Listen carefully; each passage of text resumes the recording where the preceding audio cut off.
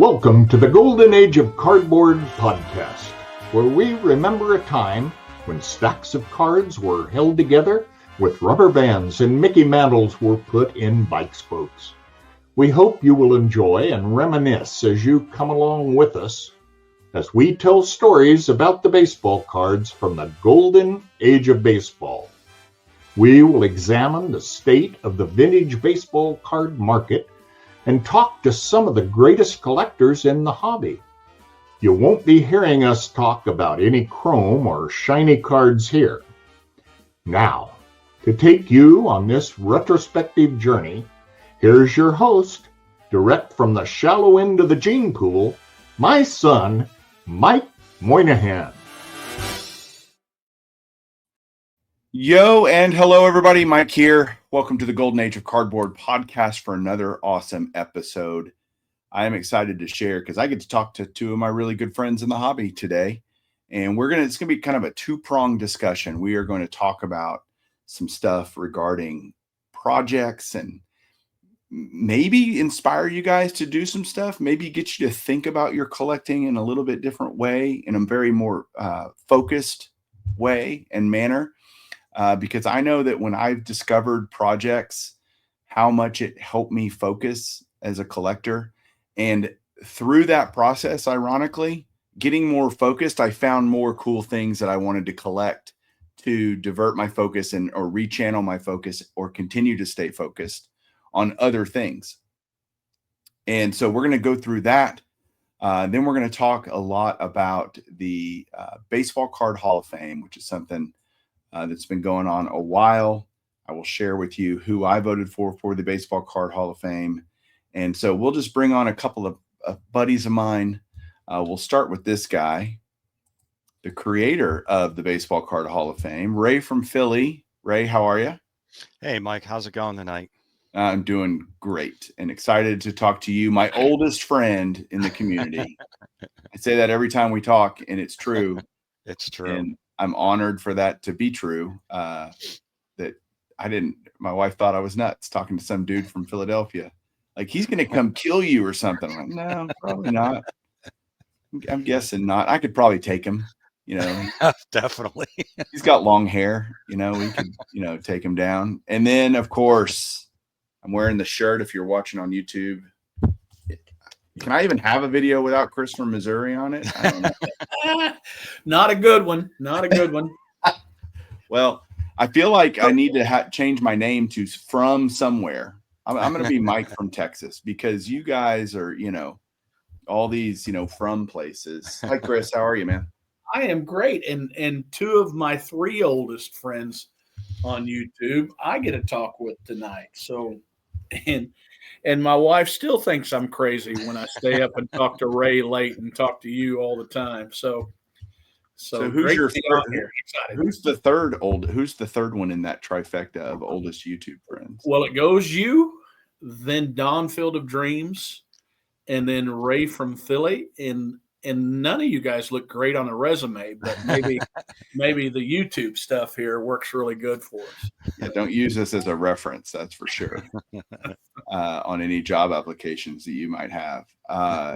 So let's get into the set building, the project idea. And I know for me, once I discovered the 300 Great Cards, was an amazing book. Look, you can criticize it all. I get it. Mike Payne didn't pick 300 cards that I would have picked. That's not the point, right? And I don't want to spend any time lamenting the cards that he picked, and some of them that we wouldn't choose. But what it did was gave me a project to work on, to go get some amazing cards with a goal in mind. And then I went, oh my gosh, there's another guy out there that collects that set. And it's that guy, Ray from Philly. And I'm like, he should be my buddy. He doesn't know it yet, but we're going to be good friends. And so for me, and then that turned into so many other things in the vintage era, doing year runs and player runs, and then autographs and so many different things. What is it about a project, Chris? I'll ask you first. that just makes it the hobby fun. Well, to me, it gives me a purpose, a focus when I go after a card that's on a particular list. Now, I'm showing this book of the 300 great cards is what to the people that are just listening to this, but it is so fun when I go. I found it to be so fun when I have a picture, when I have a list, and I go there and I pick up a card, and I get to. I mean, I've ruined this book, right?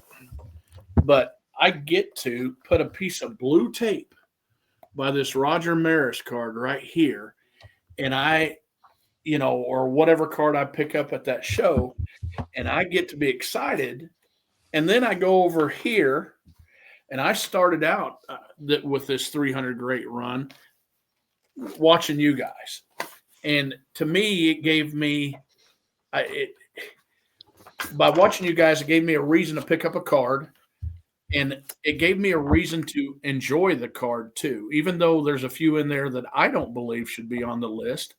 I want to be able to say, go after that card, see if I can hunt for that card, find that card, and then be able to get it off my list. I started off with 173 cards when I saw you guys talking about this, because I watched your video and I said, I have some of those cards. And you guys were flipping pages in this book, and I just remember the camaraderie that, I mean, Ray, you were making fun of Ray because Ray would get down this plastic Tupperware dish. He'd open up the lid and he'd put another card in that Tupperware dish, and I just cracked up, and I felt like I could collect those cards and have as much fun as you guys were doing talking about it. And so to me, when you have a list, when you have a goal, you go to a card show and you want to pick up something. I want to pick up something great, but man, I also want to pick up a card that's on a list, and that list helps keep me from just wandering around picking off things. So again, to me, it gives me focus, Mike, just to sum that 4-minute soliloquy up. And I'm so glad that you guys were doing that, because not just us anymore. There's more people out there that are doing the 300 great cards. Rocket Rick J, he is smitten by the 300 great cards, and he has him a checklist as well. And there's other people out there just for this one, but it gives me focus, Mike. Yeah, in my book, I do not dissimilar, because I can always buy another book, so I don't care. I write it up, and I'll pick a page and I will highlight the card and I'll write what grade I have, and is it PSA, BGS, SGC, whatever. And I love going in there and highlighting a card, and there's a joy, a completionist mentality that we all have as collectors. I think you mentioned, I want it to be a part of a list. And there are people that would criticize that because they would say, well, you guys are just buying it because it's on the list. You wouldn't buy that card otherwise. And there is some truth to that on some of the cards within that book. But 95% of those cards I would want to own anyway, in the idea of having a well-rounded, complete collection, right? So and the fact that I buy a few more cards that I maybe might not buy, fine, no big deal. But I get more joy out of the completionist part of it than I do the seemingly silliness of buying a card just because it's on a list. Ray, what about you? You got your book close by you? Do you mark yours up like me and Chris? I don't mark the book up. It's behind me, but I don't mark the book up. But before 2015, I didn't have any structure whatsoever. I started collecting in 1979. So from 79 to 15, it was just more like just free for all, doing whatever. I mean, there was no structure to it whatsoever until I went to a show in 2015, and it was just a local mall show around here. It wasn't the Philly show or a national or anything like that. And I was just so like, I don't know what I want to do with collecting. And this gentleman, a dealer, said to me, "Why don't you join a PSA set registry?" And at the time, he was about the third person that had said that to me. And I'm like, I don't know, what's a PSA set registry? What do you have to do? He goes, "Well, you have to have PSA graded cards. There's a whole bunch of different lists on there. 500 home run club, this, that, 3,000 hit club. And it at least will give you," and we use this word always, structure, and knowing when you go to a show. It's just like when set collectors, they do the same thing we do, but just in collecting sets. So if there's someone's collecting a 65 top set, they have a checklist and they do the same thing there. I wanted to collect graded cards, but I didn't know what graded cards to collect. And when he mentioned that to me, I delved into that, and man, what a rabbit hole that's been. 10 years now going into this PSA website, and I don't think I've gone by a day in the past 10 years without looking at the set registries. Someone asked me last night, "How many registries are you on?" I'm 66 set registries. Total crack. That's a good crack. Thing. I wonder. Yeah. I'm curious how many sets I have going on the registry. And it's just, like you said, both of you guys said, it's structure, and I guarantee you that 90% of the cards in the 300 set I would get. And there's a couple that I've questioned in there. I've always questioned the Oscar Gamble card and the Kurt Bavakva card, but I love them. Yeah, I love these cards. and I love them now too. And it's but the same thing is, it gives you structure and it gives you discipline and focus when you go to a show or when you're online purchasing cards. And then once that 300 set starts to get a little expensive, then you go into another set. Like we also do the post-war Rookie Hall of Fame set registry, and then player runs and this, that, and the other thing. And today I joined a couple more sets. I can't remember. I think the top 25 all-time home run hitters or something like that. And it's just like, it's a fun thing to do, and it keeps you, it's diversification, but structure at the same time. Yeah. I have 116 set registries sets that I have. And some of them are massive, right? Because I do the 5-decade set, as pretty much everybody in the community knows. Well, that's, there's not a set registry for that. And so, but there is by decade, right? There's the 60s Topps cards, the 70s Topps cards, the 80s Topps cards. And so I have to do each of those individually. And in any individual one, I'm not number one, nor is that my goal. And I think that's something that people think, well, you're just trying to buy the number or buy whatever. Yeah, I want the highest grade I can afford that's reasonable, right? But I'm not going to buy a 10 just to buy a 10 just because it checks a box on a set registry. If I can buy a 10 and it's reasonable, fine. But I don't upgrade. I've talked about that unless I can get 2 or 3 grades higher, right? And for not a lot of cost. But all those set registries are things that I love doing. And so the 60s is an entire decade, and it's 1,000 cards or whatever it is, so that 116 sets I'm in, it represents a lot of cards, and there's overlap for sure, right? Player runs versus decades or whatever. You mentioned the post-war Hall of Fame rookie set, which I think is one of those that's incredibly popular.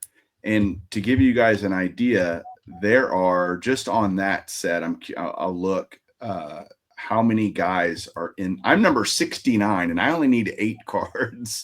I'm like 93% complete, but I'm number 69. I'm way down there on the rankings.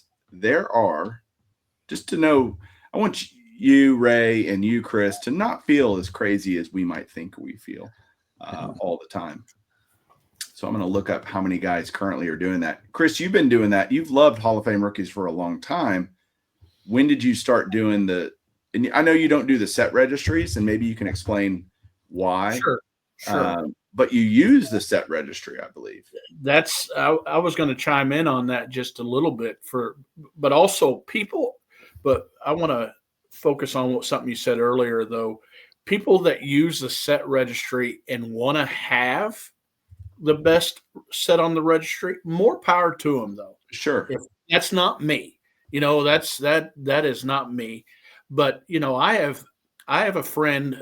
We have a friend in Coop that we call that comes to the shows with us, and he's number 2 on a couple different sets, a couple different things on the registry, and number 1 on a couple things. And it is so much. I have so much fun when we're together because he's still trying. In the back of his mind, he needs one card to move up, and he's always looking for that card at some time at the show. He didn't spend all his time, but more power to him because he is having fun. And I like it that somebody's having fun doing what they're doing. More power to them. Mike, there's 821. How many? 823 total. There's a couple guys tied for last. Okay, yeah. I couldn't believe that just now. There's almost 1,000 people in this set. That's great. So I guess to be number 69 is not so bad. It's pretty damn good. That is awesome. That's pretty awesome. Think about how many guys are doing that set like Chris is, where they're not really registering their cards. Right. They're just using it as a great checklist tool. Wow. And it can be that for you too, for your collection. And there's got to be double that, triple that. I don't know, that don't even register or inventory their cards. Right. And go ahead, Chris. Well, I was going to say that is the PSA set registry is a great tool to do it that way also for guys.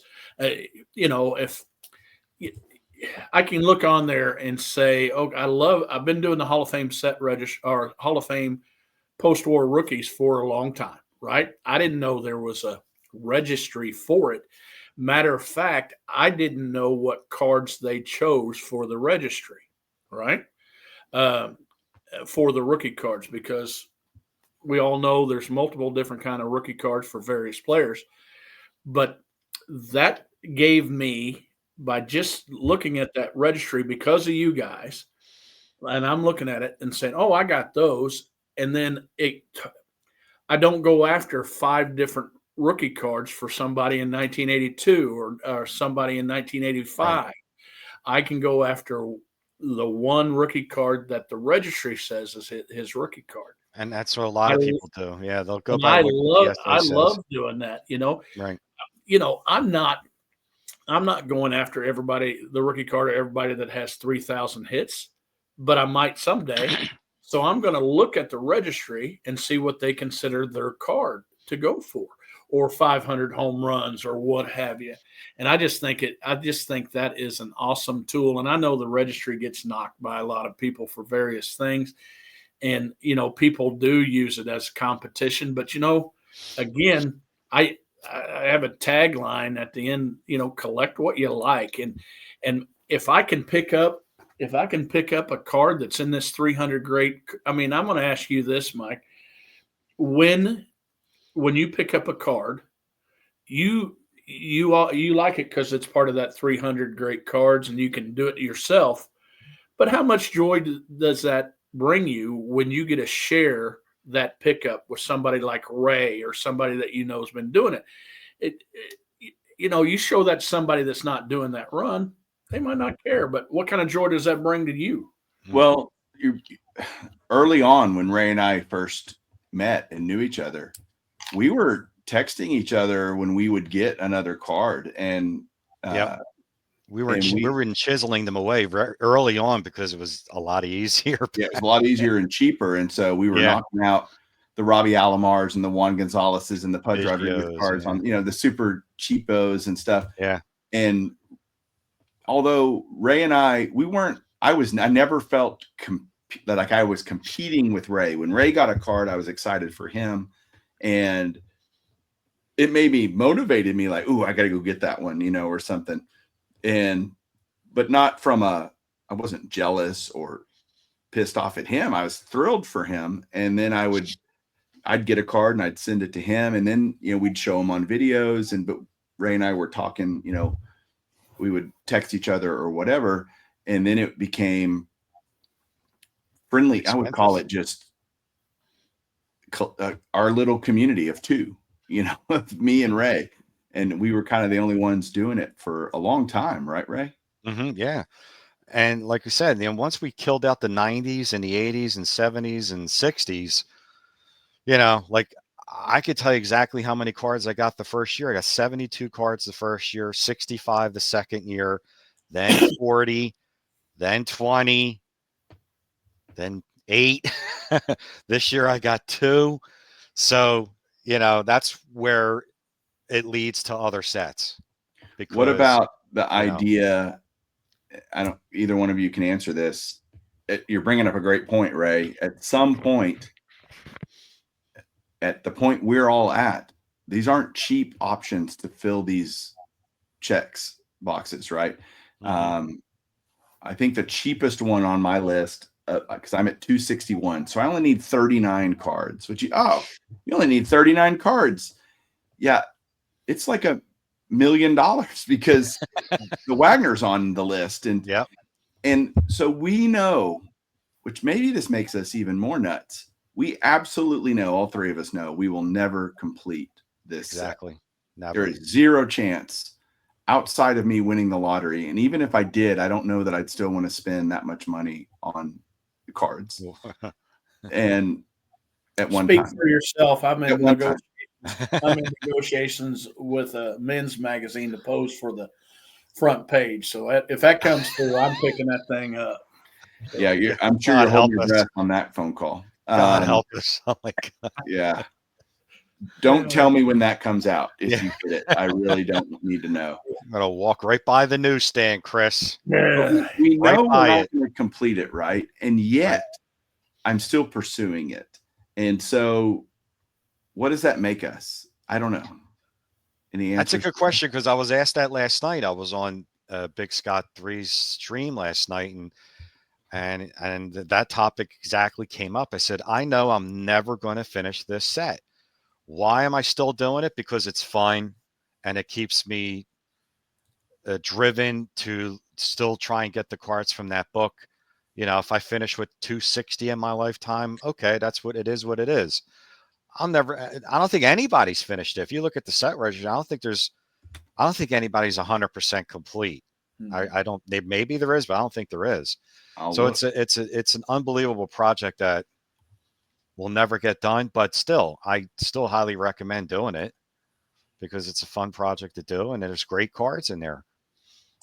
So I'm number 6, by the way, on the registry, which again, I always keep that in with a grain of salt, knowing there's people doing it that aren't on the registry. Yeah. In terms of completion rate, percent complete, I'm number 2 on the registry. The highest is 89%. So there's people out there missing. I guess if you had 90%, you'd be missing what, 30, right? Yeah. 30-ish cards. And the highest ever all-time finest, right? There's all-time and current. The highest all-time is 93%. So no one's ever completed it because there's some really big cards. There's a Ruth rookie, right? There's the Wagner, and if you're believe me, if you're rich enough to afford a Wagner, you're eclectic enough not to have to do a set registry. You don't have to do a list, and you don't have to tell anybody that you're doing it. That's right. You just go Wagner. Thank you. Yeah. But I remember as it led into other things, as you get to where it's getting harder and harder to obtain the cards. And what I mean by harder, I mean more expensive. You can find all the cards. It's, do you want to shell out the money? Right. And being normal collectors like we are, it's how do I spread my hobby dollars and get love out of this hobby as best I can. And so I started going after last cards of the Hall of Famers. We were already going after rookies, and I always loved the last card of a player because it showed all their stats on the back, and you had their whole complete. They looked usually old, unless you're Gaylord Perry or Phil Niekro, you looked old from your second year card. But you could see all this stuff, and I just thought it was a cool project. And so I started that project when there was no set registry. And so it's not like the set registry itself drives my collecting. The set registry complements my collecting. And so I did request and was granted them to create a set registry for that. What was weird is they did it with the Topps cards. I wanted them to do it with their last card. So, for example, Ted Williams' last card is actually 1960 Fleer, right? Right. It's not a Topps card, but his last Topps card is 58. So they use that card for that set. It's ironically, I still go pick up their last card. There's some guys that have Reggie Jackson has an 88 Fleer, right? But his last Topps card's an 87.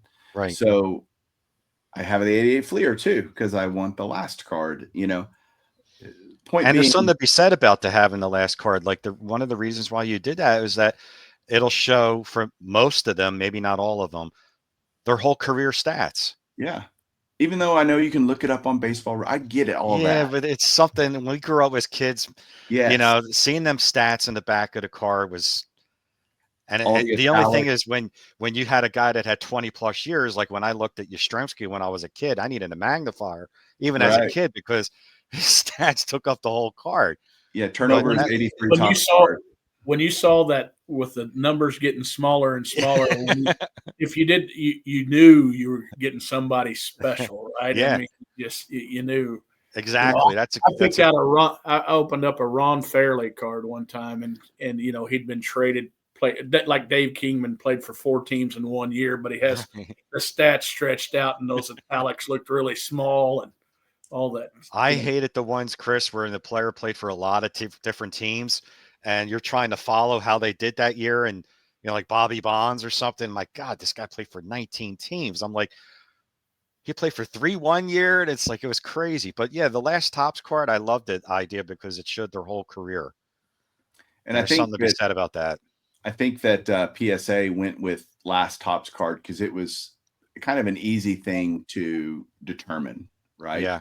And versus the post-war Hall of Fame rookie, now we're getting into some players that are getting elected nowadays that you and I and all 3 of us go, why did they use the 01 SP authentic rookie for Pujols and Ichiro, right? A numbered card that drives us all 3 nuts.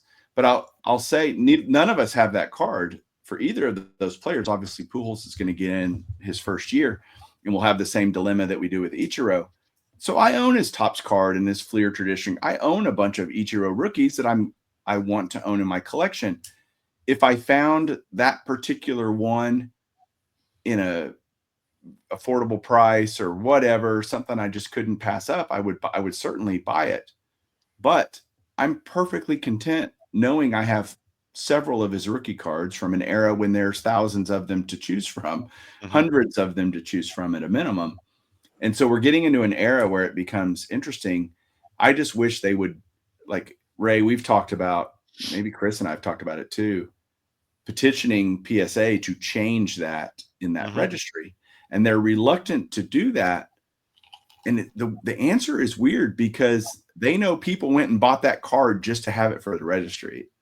And I'm like, I don't know. We've obviously, it's talking out of both sides of my mouth. We've bought cards only because it's in the registry, but it's so not Mike, you said you were content on having the Fleer and the other cards, and I have told many of friends that I'm not going to go after that Ichiro. I don't think it. I said out loud, I don't think a rookie card on the registry or for that list should be a numbered card, meaning there's not near as many people as going to get that card, raises the prices of it. And I'm saying to myself, saying to friends, I'm not going to get it. Well, I brought home a big card from Strongsville that completed that run for me, except the Ichiro card. And I got my cards, I inventoried my cards, and on this side right here, I have a case where I have my 1977 Topps rookie, Bruce Sutter, all the way here down to, I think that's Joe Mauer at the end, or I don't know who's in there, but all of them in a row. And I sat there and I appreciated those cards. And then I thought to myself, you know what? I need to go after that Ichiro card. I am not content. I mean, if I don't get it, I'm not going to cry or anything, but We're, you know, we that feel card, forced to do it now, yeah. and it's But and again, but it's and I can see where people would say you're somebody else is dictating what you want to have, and but I want to have it now, and not so necessarily though, Chris. It's just, to me, I use the analogy same way as when people do regular set collecting. Like you're being dictated what you have to collect for this set. Like the reason why you, me, and Mike collect just the Hall of Famers for that set is because we don't want the commons. But if you want to collect the whole set, you're forced to get 72 job tops Joe Blow. yeah. You know, like I understand people that do set collecting, but I don't understand at the same time. So when they get on me about, well, you're forced to get this card because of that book or because it's in the registry, and I find out that they do regular set building, I'm like, you're doing the same thing. Yeah, Right. you're doing the same thing. Yeah, we have a couple friends that kind of argued back and forth on their own channel. We had a John Mangini and Right. Dave Blue Jacket 66, and they were having a debate on Right. collecting, and they brought up the fact that I don't know why. And of course, they're not as smart as we are, but they brought up that by doing stuff like this, it makes you go after cards you don't want. And just like you said there, if a lot of people were set collectors from the start back in the old days, right? And they were, like you say, they don't want a Joe Blow, or they don't want a 64 Choo Choo Coleman or a 76 Doug Flynn, right? But they go ahead and pick it out because they're completionists. And I feel that's what we're doing here. Bingo. Even though most of these cards aren't just regular everyday cards, they're not just common cards. By being in that registry with what we're doing, it makes them not common anymore. Mm-hmm. But again, I don't feel bad. I don't feel bad that if I'm not hurting anybody, if I'm not taking any food away from my kids, if I'm not making my wife get a second or a third job, I should. If I feel like I want to go after Ichiro's rookie, I want to do it now. Eventually, so I am not content, Mike. I think eventually all three of us probably will get that card. It doesn't make sense. There's a lot of other cards in that set that don't make sense, but not as bad as the Ichiro and the Pujols, because at least the other cards that don't make sense, they're still like a base rookie card. Like, the Zach Greinke is in the future Hall of Fame and the Joey Votto. Now PSA's starting to gravitate just having flagship tops cards. I noticed they've added like 10 to 15 new cards in the past year on the future Hall of Fame set registry from like 2012 to current, and they're sticking with like tops or tops update. They're just going, which is good. That's what I like. The years before that, you saw a lot of cards like Bowman and Bowman Chrome and stuff, but at least those cards kind of make a little bit more sense because it's a base card. The SP Authentic Pujols and Ichiro is mind-boggling to me because it's a serial numbered card. It's not something like you want people to be in the set. You want people to get cards that's somewhat attainable, not like I'm saying that as we're doing the 300 set with the Honus Wagner, but still, like those two cards don't make sense to me, the Ichiro and the Pujols. And yeah, I know I'm trying to get that petition going too with those two cards. And I remember years ago, and me and Mike used to get excited when we would get these emails. PSA would send an email to all PSA members or whatever. You could request a card to be put into a set registry, right? Like the future Hall of Fame set registry or whatever. And after a few months, PSA would collect all these emails, and the ones that were most requested, they would pick 5 or 6 or 10 of their most requested emails they were getting and send them out. And we would do a voting poll. I think me and Mike would just go, yeah, the more the better. We pick them all. But they don't do that anymore. They stopped doing that. And I called and I spoke to Cassetta, who me and Mike know, sweetheart of a lady, love her. She's in charge of the set register. I asked her, so what happened? We don't get emails anymore. I used to love that. I used to love getting an email. I really felt a part of like picking cards to be put in the set registry. And she says, well, we stopped doing that. And now we have our own committee here where they discuss what cards should be put into the future Hall of Fame set registry. But years ago, Chris, we used to get emails of, from PSA getting requests. They would get hundreds of requests throughout the year. And once, maybe twice a year, we would get this email. And we would go half at it and pick cards to be put into the future Hall of Fame set registry. Because we know if that was in the future Hall of Fame set registry, that guy made the Hall of Fame, that's going in the post-war rookie Hall of Fame set registry. And it would go up in value. So get it now. Get it now. And that's a great set that I really love. After doing the 300 set in the post-war, that future Hall of Fame was right there. And I highly recommend people looking at that, because if people talk about a really structured set, is that because if people don't know what to collect of the guy that's going to be going into that post-war or what to get for their rookie card, that's at least somewhat of a pretty decent guide, to know what you want to get. Like, I get texts all the time from people over the country, like, asking me about, what's PSA have for Greinke? Is he in the future Hall of Fame? Yeah. What's PSA have for Votto? Me. I've done that. How many times have I said that too? Yeah, that's fine. I'm like, absolutely. They got 2002 Bowman Chrome. So Mike, is there, besides the set registry, is there any runs or anything you go that have created the idea of, I need to collect all those cards that's not in the set registry? Do you run across the thought and say, and let me give you, for instance, like somebody hit 4 home runs in a game, right? So now there's 19 players that have hit 4 home runs in a game. Part of me, after that happened, I thought, well, that'd be kind of a cool run, just want to get you thinking a little bit and studying and stuff. But is there anything like that you go after? Yes. And there's not a registry for this, but rookie Hall of Fame, post-war Hall of Fame rookie autographs, right? So you get into the post-war rookie run, and that's awesome.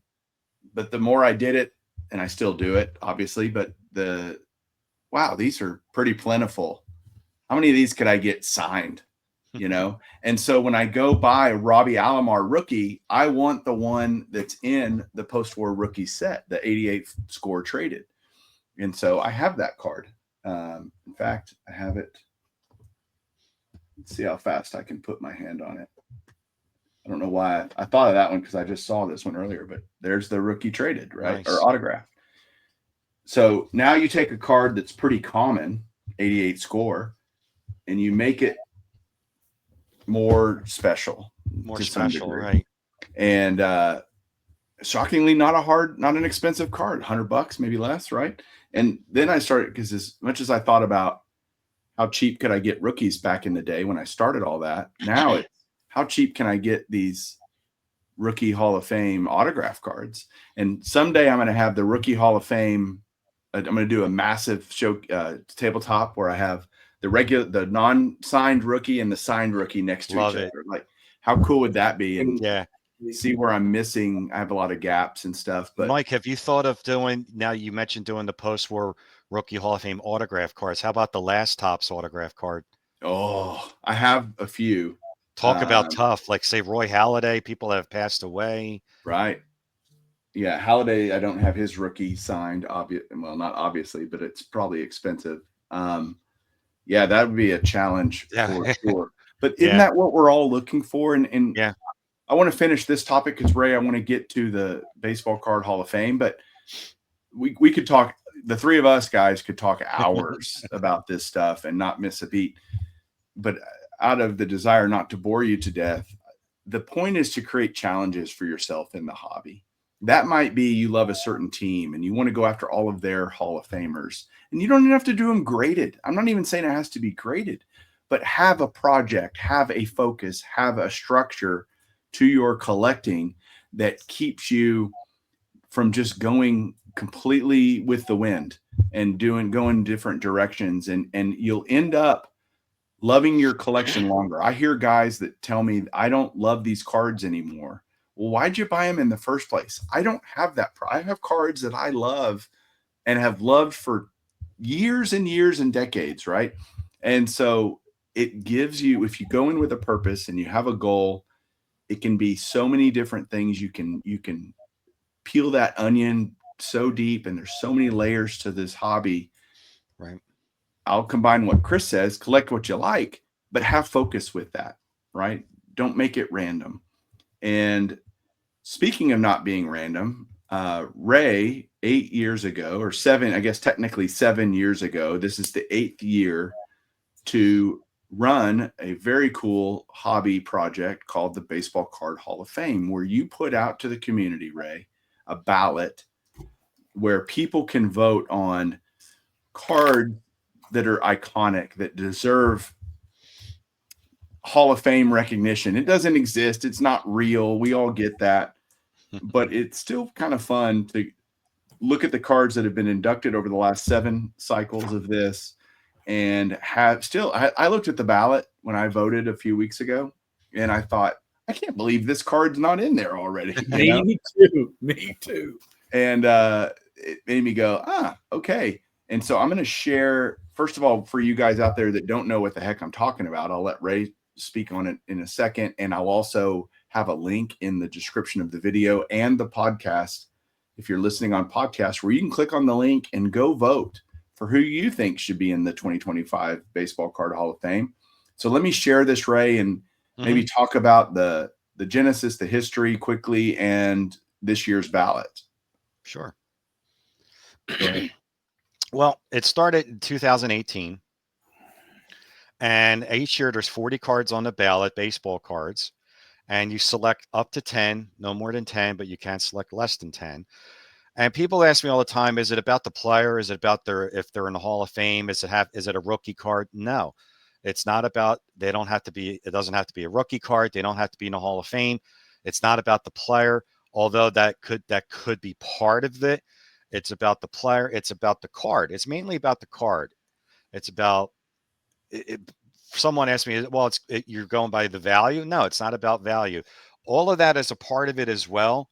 It's about the value. It's about the player. It's about the card. It's about the rarity. It's about the popularity. This word's used around a lot, the iconicness.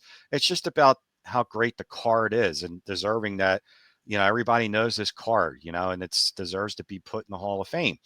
So it's something that I created 7 years ago. It's the motto on the website, which is www.thebaseballcardhof.com. The motto is it's preserving hobby excellence, and it's just keeping these cards alive. It's also educating the younger generation to go back and look at these players that they might not have ever heard of, the Tris Speakers, the Christy Mathewsons, the Walter Johnsons. I'm sure they know Babe Ruth and Lou Gehrig, but there's a lot of other players in this Baseball Card Hall of Fame already that, it teaches them not only about the card if they're getting into card collecting, but it teaches them, about that player and about the history of the game. So I take a great thrill into that when I hear young people saying, I noticed Reggie Jackson, this card. Now I'm going to collect the Reggie Jackson run. I'm going to look at his cards because I noticed that, that card's in this Hall of Fame as rookie card. And I'm like, that's great. That's what it's all about. My motto at the end of every video is, have fun with it. And so, yeah, this Baseball Card Hall of Fame it means a lot of different things. It's not just about the player's career if they're in the Hall of Fame. It's mainly more about the card, because there's players in there like 71 Topps Thurman Munson's in the Hall of Fame. That's not his rookie card. He's not in the Hall of Fame.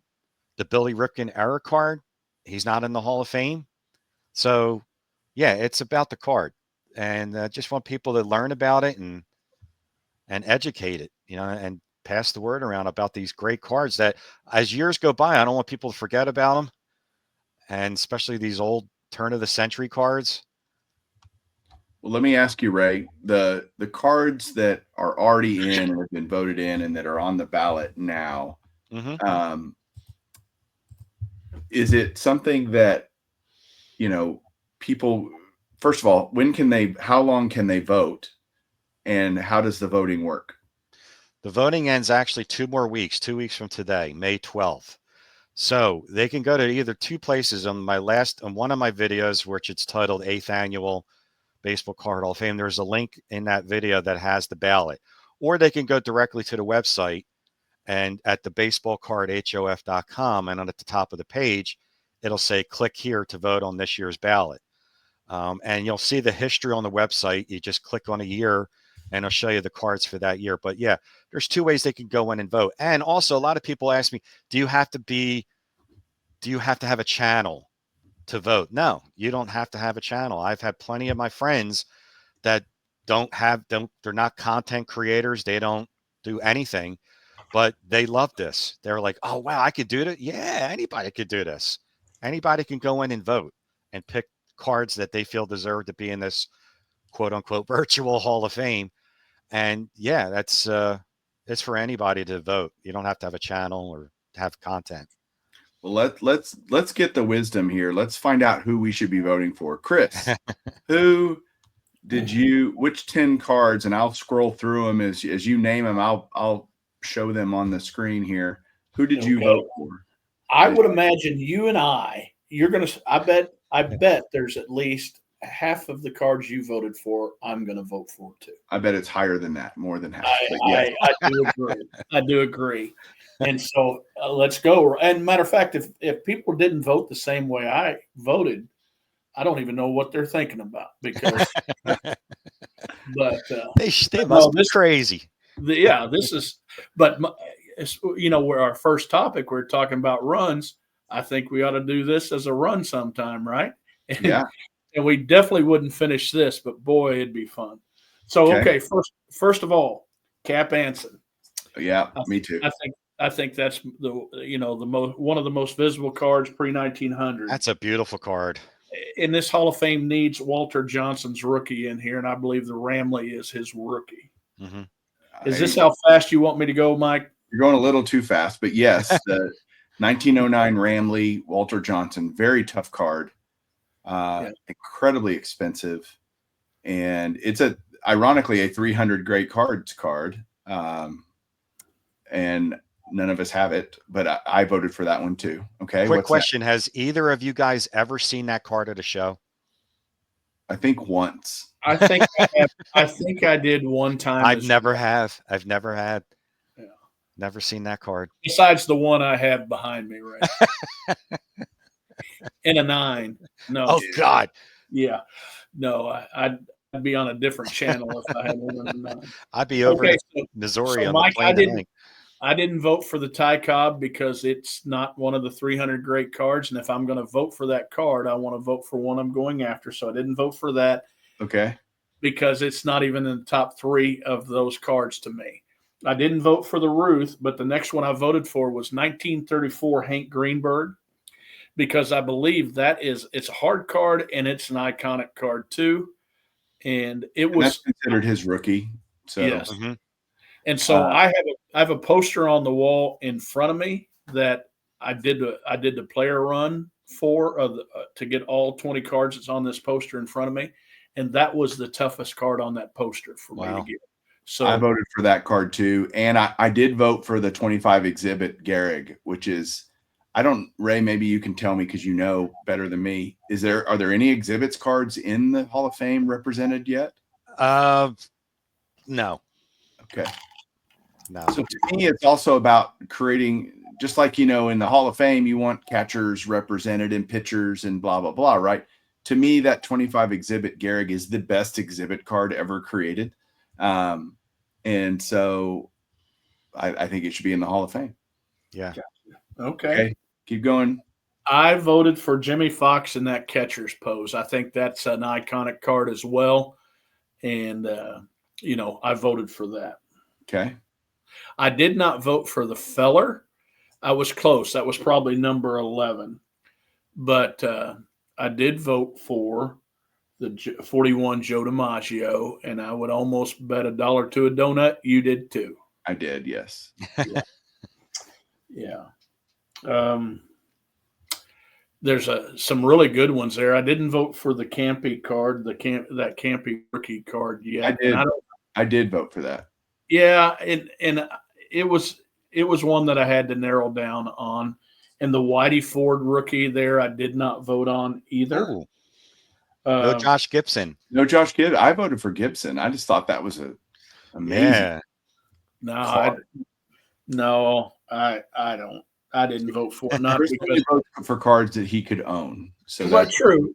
But you're going to find this funny. You're going to find this funny. The Josh Gibson card that I would vote for, I believe, is in that 74 Lachlan set. Yeah, I think, to me, I think people, if they see a card that's one of those 74 cards, they will stop in their tracks, the vintage collectors, to see what the price is on that and see if that's something they can afford. That's getting a lot of traction. Yeah, that's why I didn't vote for the Gibson card. And yes, that Gibson card would be one that I would love to have. But I would say, if I was going to put one in, it would be that 74 card. Not the Andy Pafko, even though that's kind of fun. I voted for oh yeah, there he is. I thought, oh gosh, I voted for somebody that's not on here. Ted Kluszewski. That's an iconic card. He had to get permission to do that to his sleeves. I didn't know that. Yeah, he had to get dispensation from the commissioner, and plus his arms and my arms are pretty similar. Yeah. Dude, I love you, man. And the hardest card on here that I did not vote for, though, was probably Roger Maris. Yeah, I didn't vote for him because that's an iconic card too. When you're not a Hall of Famer and you're in that 58 set, and people try to get your card before anybody else in that set, that's an iconic card. I hope that's on next year so I can vote for it. I've always thought the McCovey 1960 card was weird. I just thought it was cartoonish, even though it's not. I didn't vote for that. I did vote for Tom Seaver's rookie card. Me too. And I voted for him over Carlton, and they both are super incredible. Were super incredible pitchers. Mike, I voted for the Roberto Clemente 3D 80s 3D card. Yeah. And I was telling myself, I bet you did not vote for that. Not. No. Yeah, I didn't think you would.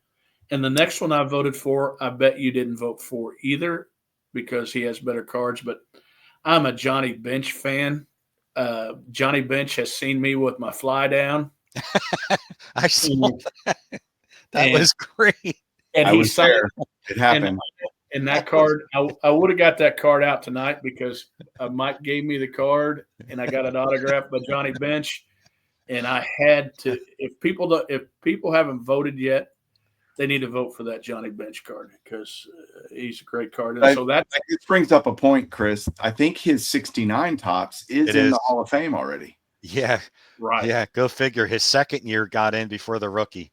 Right. And that's a beautiful card. Yeah. It's one of my all-time favorite cards. But that goes to show that people are they're voting because they like the card, not just because it's a rookie or just because it's a whatever. Right. Right. Yep. Exactly. I like the Bench card here because his hat's turned backwards, and in the 69, it's number 50. He's wearing number 55 on his jersey, and that kind of bothers me a little bit, but not really. I mean, I know it was because he was in spring training. And the last card I voted for out of all these cards, and most of my stuff is geared toward vintage stuff, but people can vote for a bunch of different things. And I voted for a player that I don't really care for, but I don't dislike, I guess. But I voted for the 84 Clemens. And the reason I voted for the 84 Clemens is when that card came out, I was a senior in high school. And I told somebody I had that card before I had that card. And, you mean you were a senior citizen when that card came out? No, I was senior in high school. Yeah. Should be in a Hall of Fame, by the way. Should be in a Hall of Fame. Well, you and I differ on that. Really? So I voted for the thing I voted for later, in the later years. I voted for the Reggie Otto, the 90 Upper Deck, that was the first ever pack issued autograph card. And Mhm.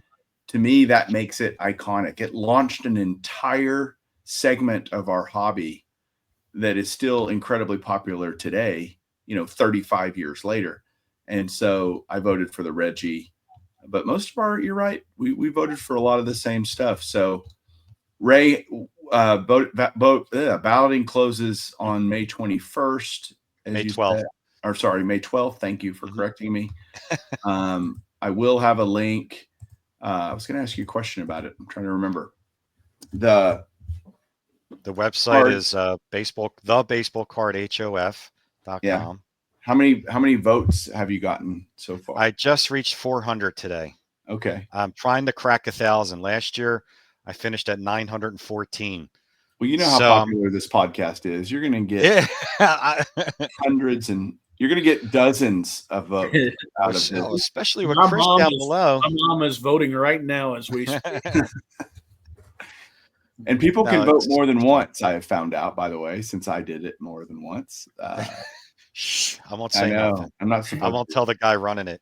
And Ray, it goes without being said, but I truly believe I appreciate the work you've done into this, and it's your baby, and whether it gets 401 votes or 1,000 votes, this is pretty special to a lot of us in the hobby and on YouTube, and people that just watch. We appreciate the fact that this is your baby. I appreciate that. And the reason why, I want to see this grow. And the reason being is we've been talking a lot about set registries.